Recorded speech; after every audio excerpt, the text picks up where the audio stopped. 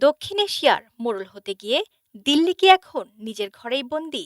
ঢাকা থেকে ইসলামাবাদ, মালে থেকে কাঠমান্ডু, সবখানেই এখন একই স্লোগান, ইন্ডিয়া আউট। বন্ধুত্বের মুখোশ খুলে বেরিয়ে আসছে আধিপত্যের কঙ্কাল। 2026-এ এসে ভারত কি তবে তার সব বিশ্বস্ত বন্ধুকে হারিয়ে একা হয়ে পড়েছে? শুরুটা হয়েছিল আস্থার সংকট দিয়ে। ক্রিকেটের মাঠে মুস্তাফিজকে অপমান আর সীমান্তে ফেলানিদের রক্ত, সব মিলিয়ে বাংলাদেশের সাধারণ মানুষের কাছে দিল্লি এখন আর মিত্র নয়, বরং এক দাদাগিরির প্রতীক।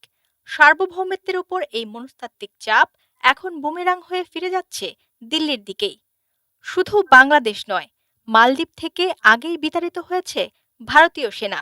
নেপালও এখন দিল্লির চোখ রাঙানিকে তোয়াক্কা করছে না। ওদিকে পশ্চিম সীমান্তে পাকিস্তানের নতুন সামরিক সমীকরণ দিল্লির কপালে ভাঁজ ফেলেছে। চীনের ছায়ায় প্রতিবেশীরা যখন একজোট হচ্ছে, ভারত তখন তার বিগ ব্রাদার সুলভ অহংকার নিয়ে ক্রমশ বিচ্ছিন্ন দ্বীপে পরিণত হচ্ছে। ইতিহাস বলে, প্রতিবেশীকে কাঁদিয়ে কেউ শান্তিতে থাকতে পারেনি। ভারতের পণ্য বর্জন আর পর্যটন বয়কট এখন দক্ষিণ এশিয়ার নতুন ট্রেন্ড।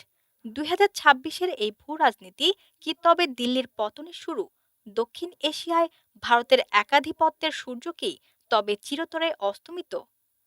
ডেস্ক রিপোর্ট, বাংলাদেশ সময়।